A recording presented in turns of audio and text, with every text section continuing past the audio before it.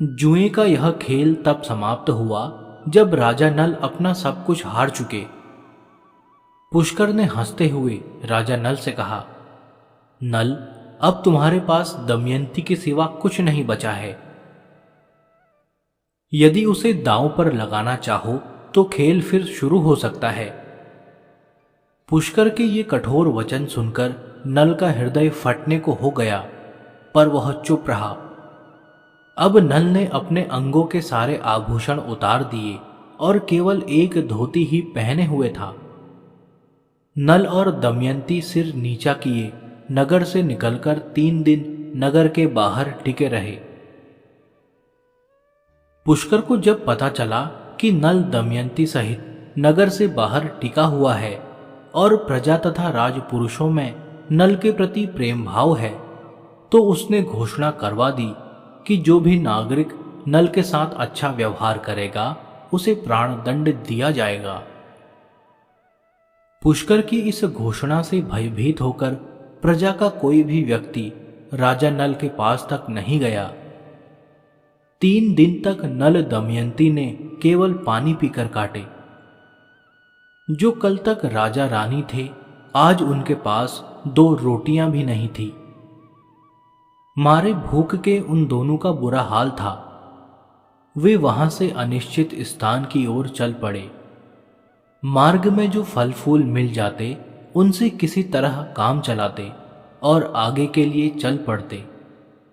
कई दिनों तक उन्हें भरपेट भोजन नहीं मिला। एक जंगल में चलते हुए नल ने ऐसे पक्षी देखे जिनके पंख सुनहरे थे।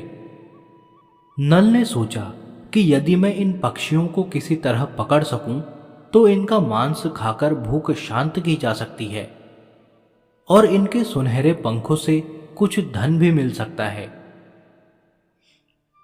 नल ने दाना चुग रहे उन पक्षियों के ऊपर अपनी धोती जाल की तरह डाल दी ताकि उन्हें पकड़ा जा सके, परंतु वे पक्षी उस धोती को ही लेकर उड़ गए।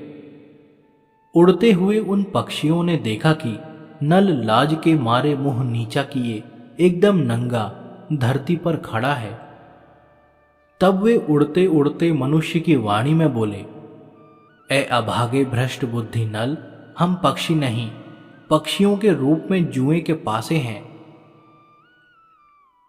यह धोती जो तुम ले आए थे, इसे उतरवाने यहां आए थे।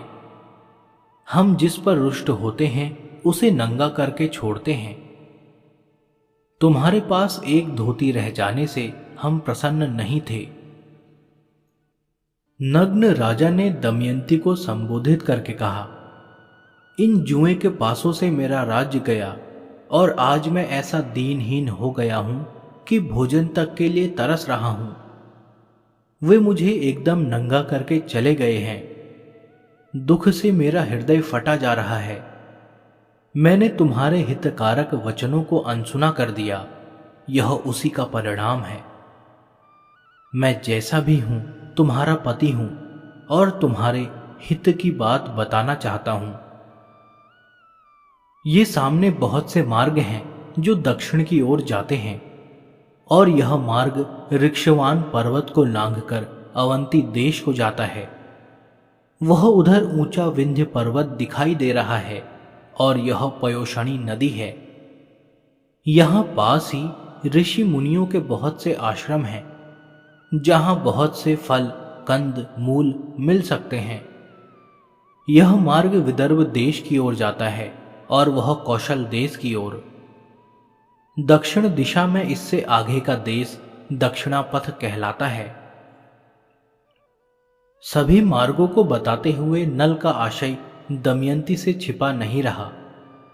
वह आंसू बहाती हुई गदगद वाणी से बोली, महाराज, आप मन में जो कुछ सोच रहे हैं उसकी कल्पना करके मेरा हृदय फटा जा रहा है। आपका राज्य चला गया, आपके शरीर पर एक भी वस्त्र नहीं रहा और कई दिनों से आप भूखे हैं। ऐसी बुरी अवस्था में मैं आपको निर्जन वन में छोड़कर कैसे जा सकती हूं? महाराज, आप जब इस भयंकर वन में मार्ग चलने से थके हुए भूख प्यास से व्याकुल और दुखी हैं, तो मैं आपको छोड़कर कैसे जा सकती हूं?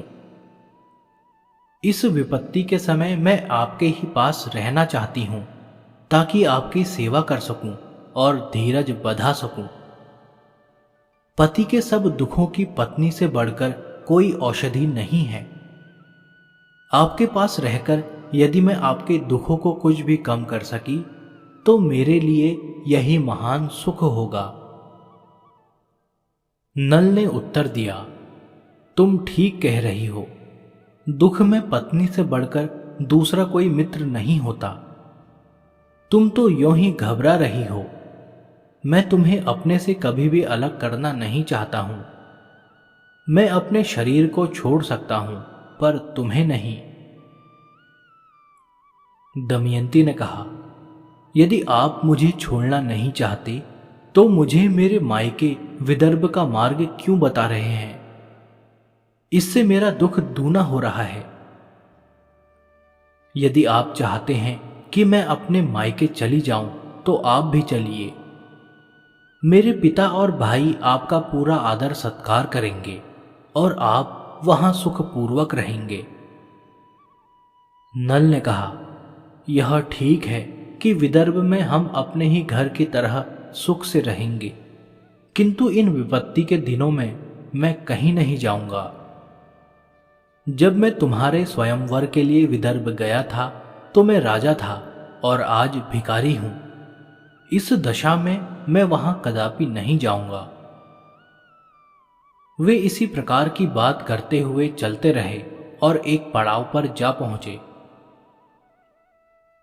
दमयंती की एक ही धोती को दोनों ने आधा आधा पहन रखा था। रात को दोनों भूखे और थके हुए धरती पर सो गए। मार्ग के कष्ट से थकी हुई दमयंती को थोड़ी देर में नींद आ गई, पर चिंता से व्याकुल नल की आंखों में नींद नहीं थी। नल ने सोच विचार किया, क्या करूं जिससे यह विपत्ति टले? मैं दमयंती को छोड़कर अकेला रहूं, तो हो सकता है दमयंती अपने मायके चली जाए, या यह भी हो सकता है कि वह प्राण त्याग दे। मेरे छोड़कर चले जाने पर वह अकेली कैसे इस लंबे और भयानक मार्ग को पार करके विदर्भ में जाएगी? उसे हिंसक जानवरों और दुष्टों से कौन बचाएगा? यदि मैं इसे छोड़कर कहीं नहीं जाता, तो मेरे 100 बार कहने पर भी मुझे छोड़कर मायके नहीं जाएगी। यदि मैं मर पाता, तो इस दुख से तो छूट जाता। नल इस तरह की कितनी ही बातें सोचता रहा। अंत में उसने निश्चय किया कि वह दमयंती को छोड़कर अकेला कहीं चला जाएगा, ताकि दमयंती अपने मायके चली जाए। नल का यह दृढ़ विश्वास था कि पति भक्ति के तेज से दमयंती का कोई अहित नहीं होगा। इसकी पति भक्ति सब संकटों से इसके सतीत्व की रक्षा करेगी। यह निश्चय करके नल ने अपनी नग्नता को ढकने के लिए दमयंती की साड़ी का आधा भाग फाड़ लेने का निश्चय किया, पर उसे लगा कि कहीं ऐसा न हो कि साड़ी फाड़ने के शब्द से उसकी नींद खुल जाए और वह उठ बैठे। राजा ने इधर उधर दृष्टि दौड़ाई तो तेज धार वाला एक खड्ग दिखाई दिया। नल ने उससे दमयंती की आधी साड़ी धीरे धीरे काटकर अपना शरीर ढक लिया और दमयंती को सोई हुई छोड़कर वहां से चुपचाप खिसक गया। नल वहां से कुछ दूर निकल गया तो उसे विचार आया कि उसने यह अच्छा नहीं किया। वह फिर वहीं लौट आया जहां दमयंती सोई पड़ी थी। वह सोई हुई दमयंती की दुर्दशा देखकर फूट फूट कर रोने लगा। आधी साड़ी में किसी तरह शरीर को ढके हुए नंगी धरती पर सोई दमयंती को देख नल की छाती फटने लगी। सूर्य और वायु जिस नारी को देख नहीं पाते थे, आज वह सार्वजनिक स्थान में धरती पर अधढकी सोई हुई है। वाह रे भाग्य! हाय, जब यह जागेगी और देखेगी कि उसका प्रिय पति अपनी लज्जा ढकने के लिए उसकी आधी साड़ी को काट कर ले गया और उसे अकेली छोड़ गया, तो यह रो रो कर पागल हो जाएगी। हाय, यह हिंसक जानवरों से भरे जंगलों, पर्वतों और नदियों को अकेली कैसे पार करेगी और कौन इसकी रक्षा करेगा?